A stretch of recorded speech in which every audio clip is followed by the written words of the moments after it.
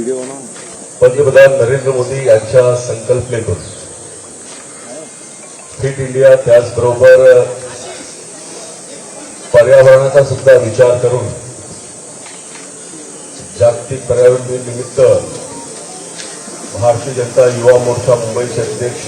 दीपक सिंग यांच्या वतीने बोरिवलीच्या संजय गांधी राष्ट्रीय उद्यानामध्ये सायक्लोथॉनचं आयोजन करण्यात आलं आहे। या प्रसंगी उपस्थित भारतीय जनता पार्टी मुंबईचे अध्यक्ष अमित साटमजी, अजिंक्यजी, पवन त्रिपाठीजी,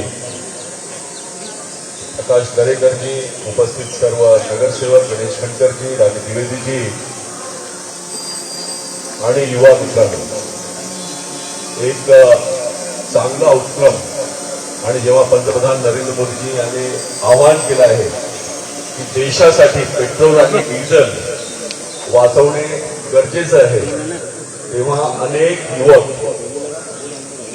सायकलने प्रवास करताना दिसत आहे। कोविड नंतर सायकलचं डिमांड सुद्धा मार्केटमध्ये वाढलं आहे आणि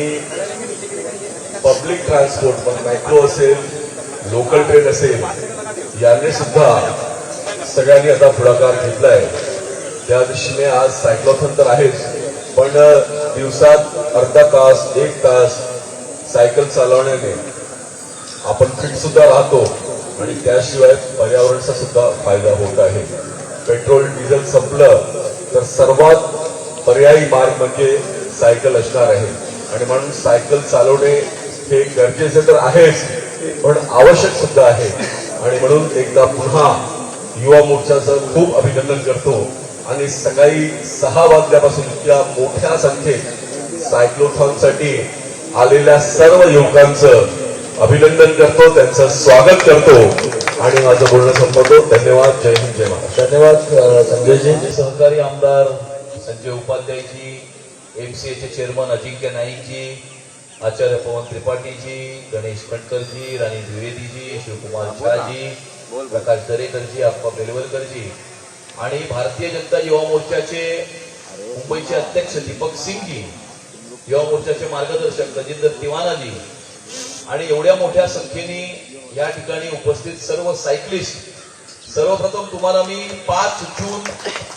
या जागतिक पर्यावरण दिवसाच्या निमित्तानं खूप खूप शुभेच्छा देतो, तुमचे अभिनंदन करतो।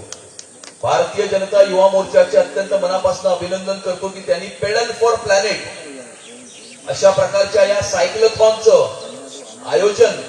या ठिकाणी केलेलं आहे आणि खऱ्या अर्थानं आज जागतिक पर्यावरण दिवसही आहे आणि संपूर्ण जग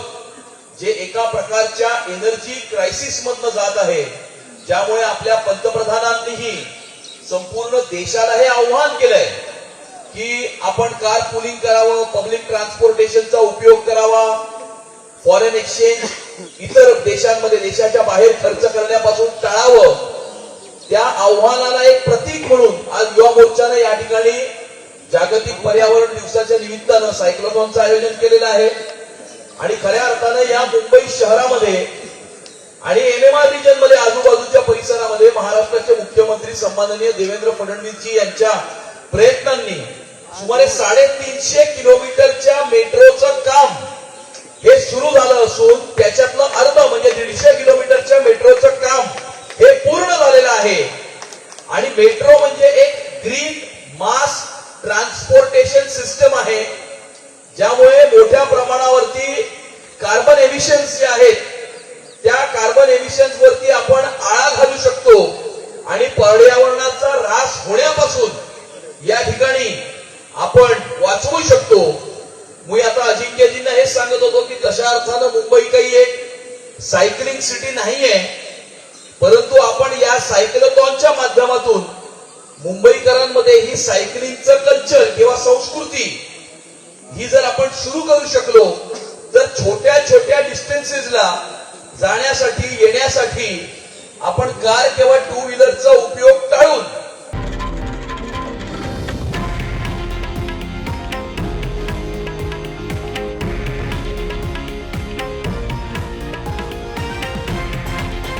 हे आहे देशातील नंबर 1 न्यूज नेटवर्क आणि आपण पाहत आहात TV9 मराठी, एकमेव।